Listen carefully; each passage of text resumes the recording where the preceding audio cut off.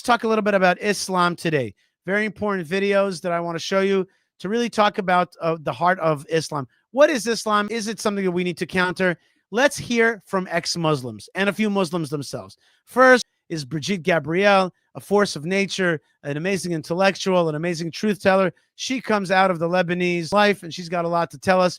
Brigitte, let's hear from you. Explain to us what really Islam is, and we'll be all watching and trying to learn to understand if this thing is, is as bad as we hear, is it dangerous for us? What is the underlying intellectual DNA of Islam? In order for you to understand why Western civilization is very different than the Islamic world, you need to understand the history of Islam. When Prophet Muhammad supposedly revealed his revelation from the angel Gabriel that he is supposed to be the last of the prophets in the early 600s, he started preaching in his own city, Mecca. He tried to recruit friends and followers to be able to spread his religion. And he tried for 12 years and failed. And after 12 years, he was only able to recruit his immediate family and friends. So he decided, if I go to Medina, which was the Jewish hub of Arabia, the business hub where the Jews lived, if I go there and preach my religion to them, if they accept me, that will buy me respect and stature between my own people, and they will accept me. Okay, so you understand that Muhammad first wanted to recruit the Jews to Islam, and he's like, they'll buy into it. They're monotheists. I'm just updating, like your phone sends you an update. You're like, okay, let me update my phone because I'm sure I trust Samsung or Apple or Google to update the phone. That's what he was like. I'm going to go to the Jews and be like, there's an update to your religion. I'm sure you're going to buy into it. So Prophet Muhammad started borrowing a lot from the Old Testament to make his religion more palpable to the Jews, to make it a lot similar. This is why you see a lot of similarities between Judaism and Islam. For example, Jews don't eat pigs, Muslims don't eat pigs. Jews pray a few times a day, Muslims pray a few times a day. Jews fast on Yom Kippur, Muslims fast on Ramadan. And this is why you started seeing a lot of good writing in the beginning of the Quran when Prophet Muhammad was saying all the good things about the people of the book. Right. So the early part of the Quran has a lot of favorable language about the Jews because it was written in the early part. So he's out there with the Jews of Medina. He's trying to convert them. He sees a lot in them. He likes their stories. He's just saying, isn't it awesome? I'm your latest prophet. And it's going to be great. Good look, here I am. I'm here to be your latest prophet, and I'm sure you're going to love what I have to say because it's awesome. And I use a lot of your stuff, and I'm sure you're going to buy right into it, right? He took his message and went to Medina trying to recruit the Jews, talking about the people of the book, talking about how similar the two religions are. When they refused to accept him and follow him as the last of the prophet, that's when he turned against them and started killing them and started expelling them. That's when Islam went. Wait, what happened? Oh, Muhammad actually is a murderer of Jews? He's actually a guy who murders whole tribes, commits acts of genocide against tribes? So Muhammad is actually a mass murderer? He's actually a warlord because the Jews wouldn't accept his religion. And that's in the Quran. The Quran's telling you that Muhammad killed Jews. And you have to understand this point. If you want to understand Islam, you must understand this point. They say that Muhammad is not a god, that he's not God or a son of God or not God. He's a prophet. But listen carefully. They say that all of his acts are perfect. He's never done anything but perfection. Every one of his acts that's written in the Quran is perfect. So to me, that means that he is a God, okay? That he is a God. And so even though they claim, no, he's just a prophet, we're monotheists, they're not monotheists. They say that he is a God. And he killed Jews. He murdered tribes of Jews. And so therefore, their God or their God prophets murdered Jews. Do you understand how that impacts their theology and their life? Their number one God, their person, is a murderer of Jews. So that's what they think is kosher. That's what you're supposed to do. You're supposed to murder Jews. because that is what their prophet God did, and it's in the Quran. Went from a spiritual movement for the first 12 years of Islam into a political movement cloaked in religion after the year of the Hijrah, after Muhammad went to Medina and the Jews did not accept him. He became a military warrior and declared war on them and started expelling them. Jews and Christians became demi, or second-class citizens. They were only allowed to stay alive and not be killed only by paying the jizya or the protection tax. So they had a choice: convert to Islam, or if you want to stay alive, you have to pay the jizya or protection tax, living as dhimmi in the Islamic nation. Okay, so there was created immediately the idea of a second-class citizen, and she's going to explain what that looked like. But the bottom line is, the Jews, people of the book, are a protected class, but protected only so much as that they could live as the word second-class citizen is a misnomer. It means a degradation. It means a daily humiliation in the streets. It means really objectifying. What's the word? It's to really demean. It's demeaning. That is the way that Jews and Christians live under Islam. Christians and Jews could not ring church bells. Jews could not blow the shofar. Christians could not ring church bells. They could not pray publicly. Christians and Jews could not gather together and build new churches or new temples. And the way they paid the jizya or the protection tax was in a monthly ceremony where they would get together downtown, and the Jew would kneel on his knee and hand his goods to the mullah, who would take the goods as the price for buying the protection. And in many areas, Jews and Christians were given necklaces to wear as a receipt that they paid their jizya or their protection tax. Jews considered najis under Islam. Najis is bodily fluid. Najis is garbage. Najis is dogs. Najis is dirty. So Christians and Jews were treated as second-class citizens. Islam continued to grow. As Islam grew, more people became dhimmi or second-class citizens. Jews and Christians were given identifiable clothing. The yellow star, which was given to the Jews, that most people think is a German invention. It was actually an Islamic invention in the 9th century in Iraq by the second Khalif al-Mutawakkil of Iraq, who invented the yellow star for the Jews to be identified as they walked down the street. Because Jews were considered najis, So you got that, the yellow star thing. People think it's European. No, it's a Muslim invention in order to humiliate the Jews, in order to degrade the Jews, in order to make them stick out as a lesser thing. They're vermin, they're scum, that is fundamental to the ideas of, you want to call it fundamentalist Islam? Let's just call it Islam. There are those who have different interpretations of Islam. There are more moderate interpretations. But the normative Islam, this is what they believe. Muslim man or a Jew walked on the same side of the street, the Jew had to cross the other side so the Muslim man can walk, so he's not dirtied by the filth of the Jew. Christians were given the zunnar, the belt, which most of you men are wearing right now. That was an Islamic invention for the Christians. Islam continued to grow. They went all the way to Jerusalem. They conquered Jerusalem. Christians couldn't ring their church bells in Jerusalem. The Pope in Rome in 1090 told the Christians, how could you sit idly by and allow your brethren to be suffer like this in the Holy Land? You need to go liberate the Christians. You need to go help the Christians. That's why the Crusaders were launched. The Crusaders...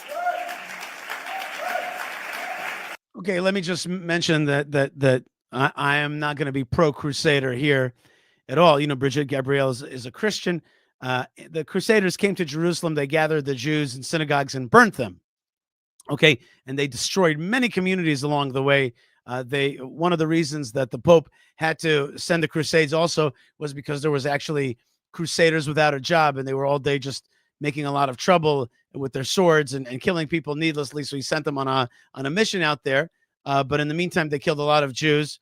But what she's saying is true, that they wanted to liberate the Holy Land from the evil rule of Islam, their own rule wasn't that great either, especially at first. But anyway. The Crusaders were not launched because they just felt like waking up in the morning and going and converting a bunch of Muslims or beheading them. The Crusaders were launched to liberate Jerusalem. And they were able to liberate Jerusalem for less than 100 years before Salah ad-Din al-Ayyubi, Saladin, took it back, and Jerusalem remained under Islamic control until 1967, when the State of Israel liberated Jerusalem, where Christians, Jews, and Muslims could pray under the same sky.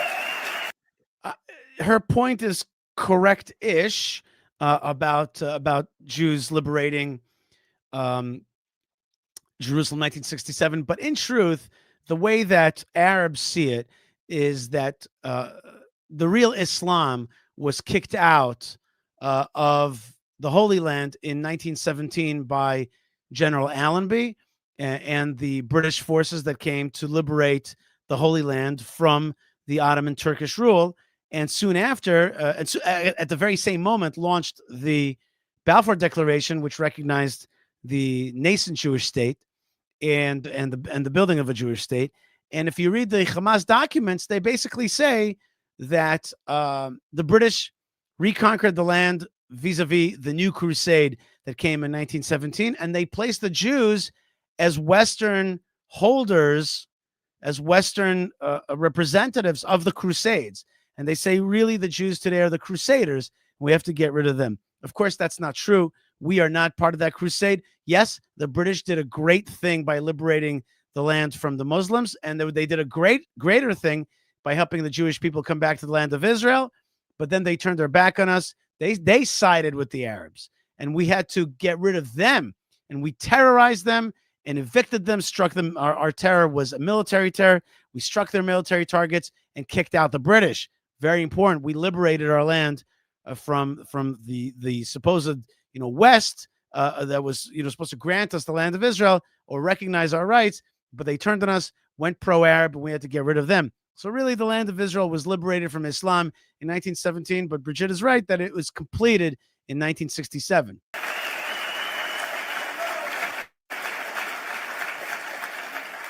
The Crusaders continued fighting Islam, and for 300 years they tried and failed. And by the 1300s, the Crusaders disappeared because they could not win against Islam. Islam continued to expand. They went all the way to Central Europe. They went all the way to China. They went to India. They conquered Spain. They changed the name of Spain from Spain to Andalusia. And they started, as they advanced, as they conquered more nations, more people paid the jizya, or the protection tax. And this is how the Islamic Empire grew. It went all the way until they was stopped at the gates of Vienna on 9/11. 9/11 is not a date that Osama bin Laden just picked out of a hat. 9/11 is a symbolic date in the Islamic calendar. By the 1600s, Islam had covered more of the earth's surface than the Roman Empire did at its peak. Between the 1600s and the 1800s, the Europeans were experiencing the European Industrial Revolution, where the Europeans were able to invent products on factory lines, where they are able to make money and sell products, which gave them the money to build a strong army in order to fight the Muslims. And that's how they were able to stop them at the gates of Vienna on 9/11. The Europeans started the pushback against Islam.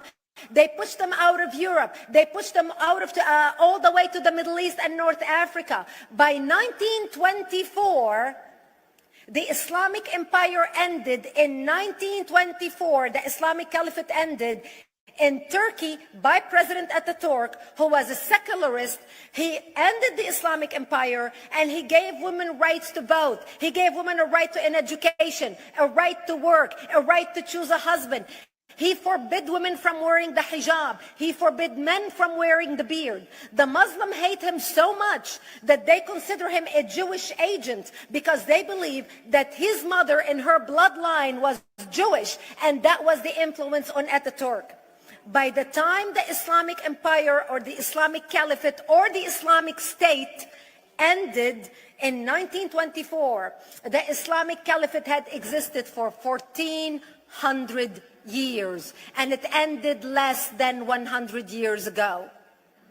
By the time the Islamic Caliphate ended in 1924, 270 million people around the world were killed by Islam. 270 million. And we didn't have weapons of mass destruction, and there was nuclear weapons. All of these people were killed, butchered by the sword. Okay, so that's Brigitte Gabriel explaining to you the history of Islam. Let's now jump right to a video that takes it from the Islamic Caliphate that existed for over 1,000 years and converts it to how they kind of see Israel today. Okay, how many Islamic countries are there? Asks this. How many countries can Arabs and Muslims lay claim to? Serious question. There are 57 Muslim countries on this planet. 22 of them are Arab, and now they're claiming to also be indigenous to the land of Israel. Here's the thing. You can't claim to be Arab and Muslim, which the Palestinians proudly do, while also claiming to be indigenous to the land your empire conquered. These colors on their flag represent the Islamic Caliphates, which conquered half the civilized world at the time. Arabs and Muslims are the occupying and dominant force across the Middle East and North Africa. This is why 2 billion people in the world are Muslim. Imagine a person living in America proudly claiming to be a British Christian while also claiming to be Cherokee. It's insane. Being indigenous means having a distinct language, culture, and connection to the land that predates colonization.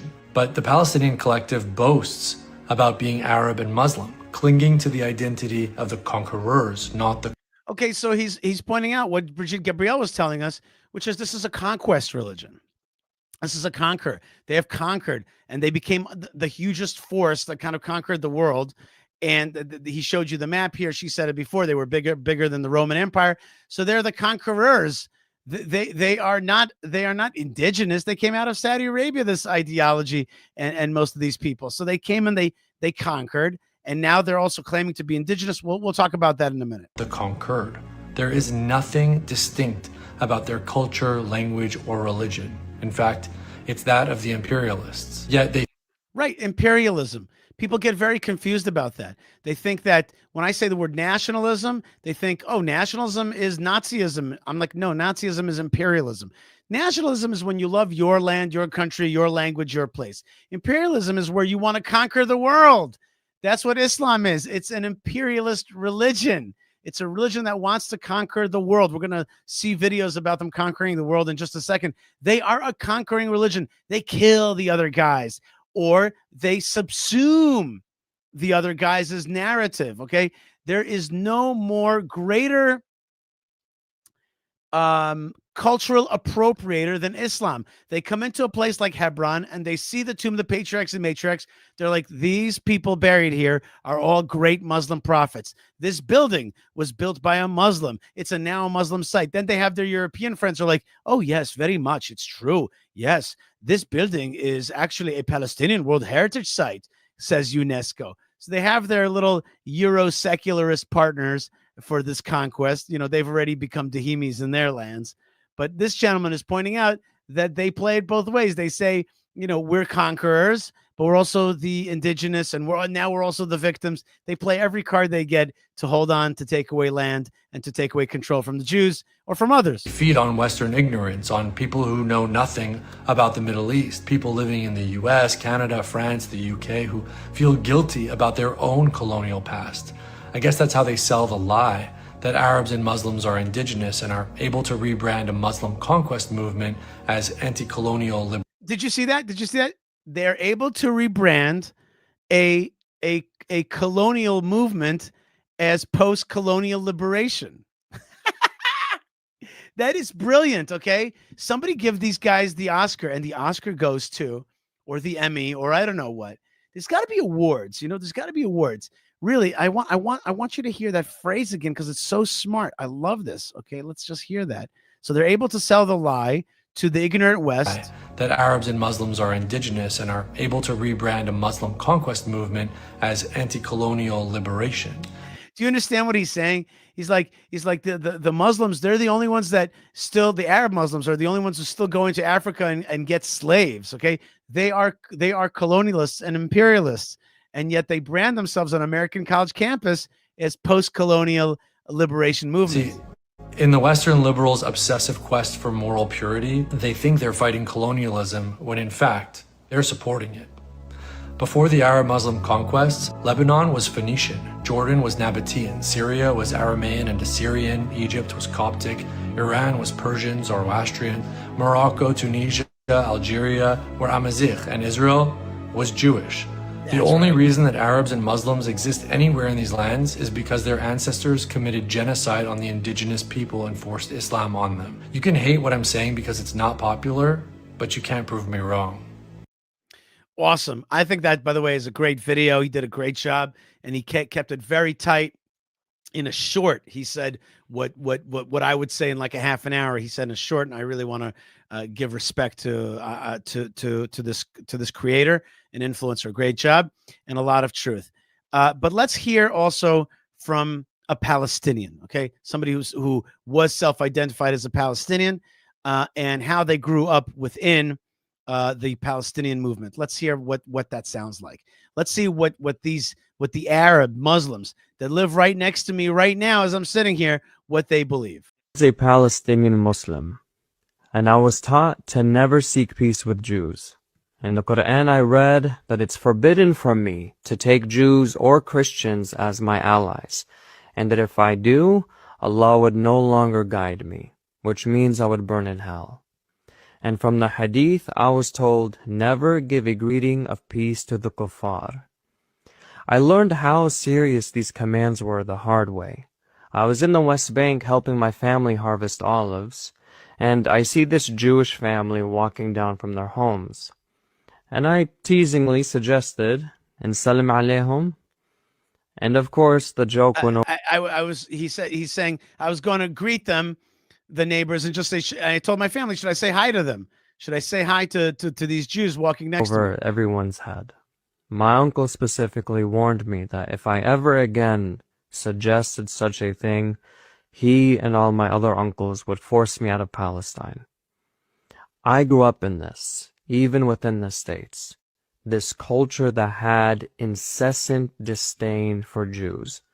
As a small child, I was taught Muhammad's prophecy that the last hour, Yom al-Qiyamah, will not come until the Jews side with the Dajjal and the Muslims war against the Jews and wipe them out.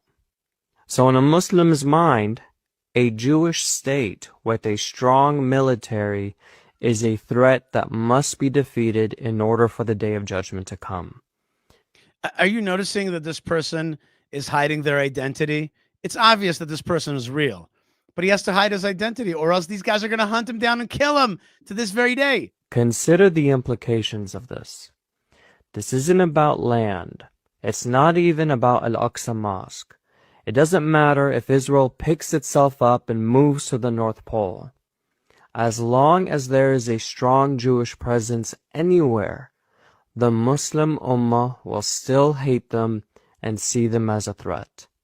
The Qatari Sheikh Muhammad al-Muraykhi said it best when he said, "We do not treat the Jews as our enemies just because they occupied Palestine." Right, so it's not about the land. It's not about the land. If it's not just about the oil, they've taken our land, and that's anathema to the Islamic religion, which it is, but it's not only about that. It's not only about that, because they hate it when people take their land, but they've got a specific beef with the Jews. Or because they occupied a precious part of our Arab and Islamic world.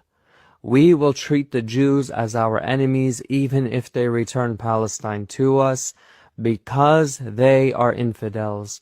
They rejected Allah. You see, it goes back to that the Jews rejected Muhammad.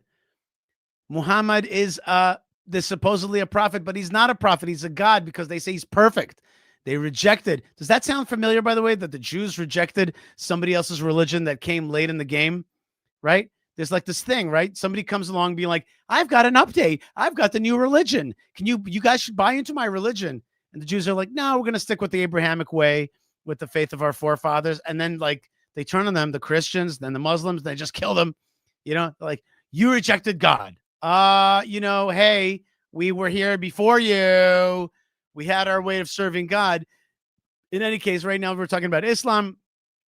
Islam has a beef with the Jews because the Jews rejected God, and it's in the Quran. Okay, at least in Christianity, it doesn't say that Jesus killed Jews. Okay, it doesn't say that. It just says that that they didn't accept him. But okay, and so some of the writings there say that the Jews are blinded. Fine, okay. Later on, people the church started killing Jews and doing inquisitions on Jews. But in Islam, the killing of Jews is what the leader, the God prophet Muhammad, did. So hating Jews and killing Jews is like part of the MO. It's part of the MO, and here it is because they rejected Allah and his messengers. What I'm getting at here is that as long as Islam is the ideological stronghold in the region, there is no negotiations for peace. Forget about it. The religion does not allow it. And certainly for those who practice it hardcore, like Hamas, you can't leave them on the land because they will always attack you. It's a deep ideological, philosophical basis of their life. Simple. This is why one of my mission statements is to witness to Muslims, because it took divine intervention for me to be cleansed of the extreme anti-Semitism that was entrenched in my mind and heart. And only then was I able to come to love my Jewish neighbor. And I believe the same can be done for the rest of my community. Well, I wish you a lot of luck, sir. I want to remind this gentleman that he's speaking behind a cloak because he's so nervous about what these people will do to him as he's trying to fix his community. Bezrat Hashem, you should be successful in cleansing your community. Absolutely. And I believe that. And I believe we should be talking to the Islamic world. I think we should be teaching them, but understand the problem. Just to give you a sense of what it really looks like in, what do you want me to show you, America or Israel first? Let me show you what happens in Israel. The following video is of a Knesset member whose name is Ayman Uda. Ayman Uda. He happens to be that he comes from the same neighborhood that I was born in Israel, okay, which is a mixed Arab-Jewish neighborhood. Meaning to say there's an Arab neighborhood that borders a Jewish neighborhood, but it's pretty much mixed because, Haifa is very liberal. And this Arab community happens to be an unusual Arab community because the rest of the Muslim world calls them infidels themselves because they're Ahmadi, which means that they believe that there's a different lineage of, they're a little bit more like Shiites. They believe in a different lineage. In any case, that's an internal Arab Muslim war. But they are protected by Israel. And they have one of the most beautiful neighborhoods you've ever seen, overlooking the Mediterranean. It's like those, white places that they have in Greece overlooking the Mediterranean. It's gorgeous. So they're wealthy, successful, protected by the state of Israel. And one of their sons became a Knesset member. That means he's a member of the Israeli parliament. His name is Ayman Uda, okay? Let's watch Ayman Uda and what he's saying in Knesset. I'll translate. You are in an ideological, you have an ideological, mashber is a crisis. You have an ideological crisis. He's yelling in the Knesset from the Knesset plenary.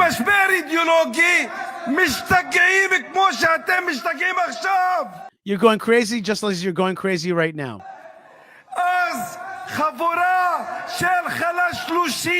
You're a bunch of weak, like, what's it called? Wimps. A bunch of wimps you are. He says you're a bunch of wimps. Second time he says you're a bunch of wimps. He accentuates. Third time he says a bunch of wimps. That's an Arab cadence there. Okay, you're a bunch of wimps. And notice that's what happens when you give out as a wimpy message. The Arab, here's a guy who's protected by the Jews, who has every education, every opportunity. He's a Knesset member, for God's sakes, and a lawyer, but he's yelling at the Jewish state, says you're a bunch of wimps. That's who you are. That's who you are. And he's about to say,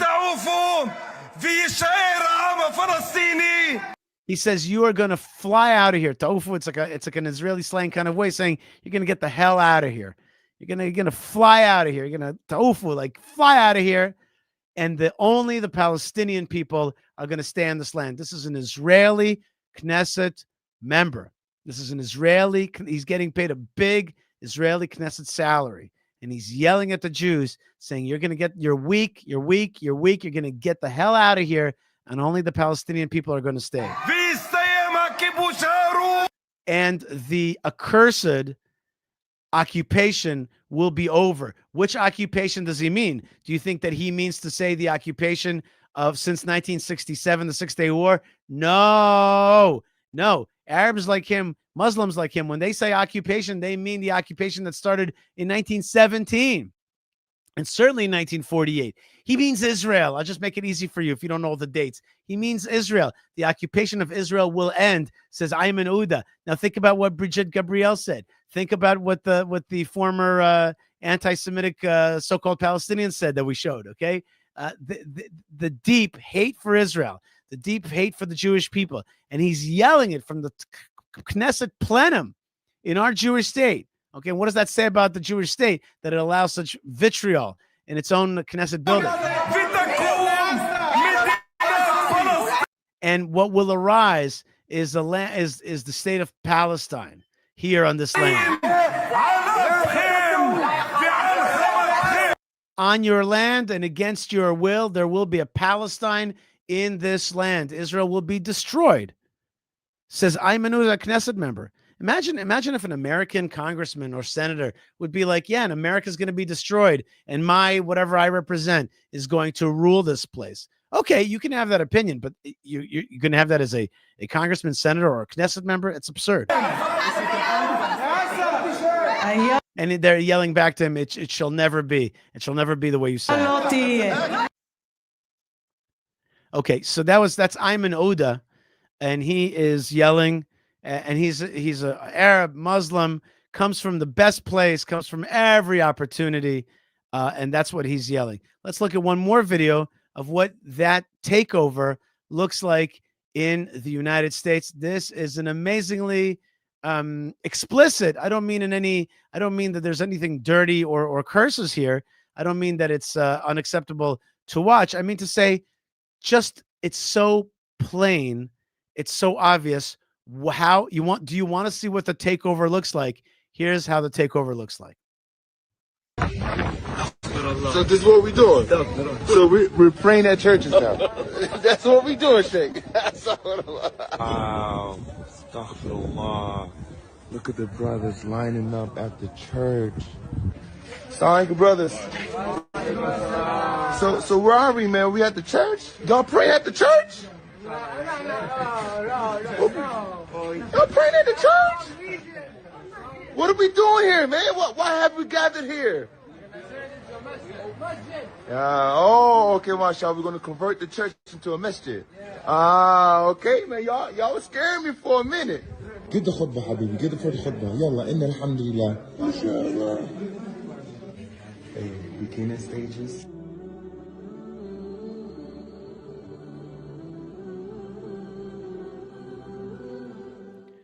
Okay, there you go. The church was taken over, and this black Muslim, and I wonder, I feel like his parents were not Muslims, and most likely his parents were actually, his great-grandparents were enslaved by Arab Muslims from Africa, and forcibly taken to become slaves and sold, and but now he's become a Muslim, and now he's taking over this church. They're taking over this church, and they are converting it to a mosque, and they're telling you straight out, this is our program. This is our program. This is what we're about. And so you have a very professional program, a very old program to conquer the world, to hate the Jews, certainly to fight Christianity. You heard that from Brigitte Gabriel. I'm not a Christian. I'm not siding with Christianity. I'm not going to side with that in terms of a religion, but I certainly believe that the world should not be conquered by Islam. And I think that the world should be fall in love with the path of Abraham and choose that path. Okay, and I hope that the light of Jerusalem would shine to the world, but of course by choice, not by conquest. But understand who you're dealing with. And then when you have Mamdani, Okay. And this Mamdani, you know what he's about, right? He comes in and he takes over your New York City, and he is going to build those mosques, and he's going to convert those churches into mosques. That's what it's about. It's about conquest, and the conquest can come in various forms. And when President Trump is backing the division of the land of Israel, that is who he's backing. That same guy that you just saw take over the church, they want to take over the Holy Land. And you know what? The churches should rise up and Texas should rise up. That's your business. My business is to defend my land. My business is to yell about my land. Okay? You should be yelling about your land. I got to yell about my land. But that President Trump and his two Jewish advisors are going to go with the Saudis to the Security Council to give away my land? That is reprehensible and unacceptable, and it shall be fought. And this evil decree shall be annulled. And those people that want to destroy Israel, it will boomerang upon them. And we should never give up our land to these barbarians. I wouldn't give it to them if they were super nice either. I don't need to, because they're tricky. They could play the peace game. They could play the peace game. They know how to play peace.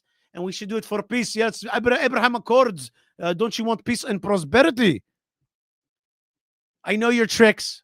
I know how you operate. And you're not going to take our land. Not with Trump's help. Not with Vance's help. Not with Qatar, Saudi Arabia. Because Allah is with the Jews. And you haven't been able to defeat us in 100 years. And you won't defeat us now either. Allah is bringing us back. God is bringing us back.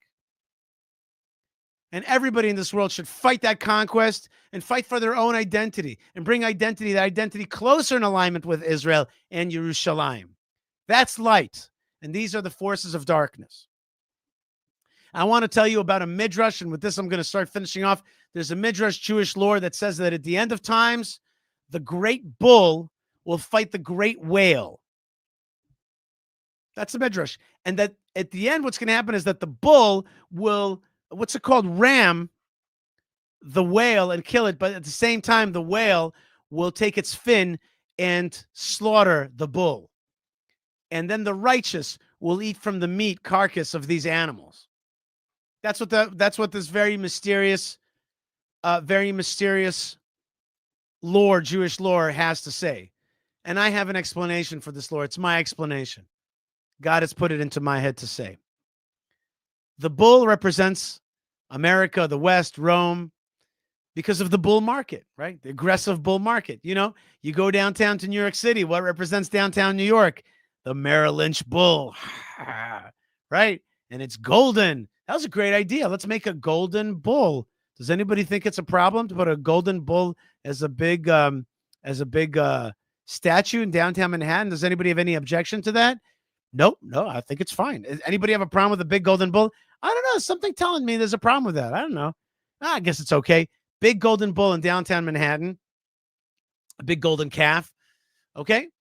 That represents America in the West. And the whale, it represents Islam. Why? How does the whale represent Islam?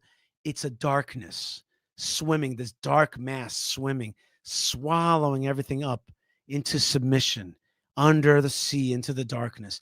It is a machine of putting a veil on everybody, right?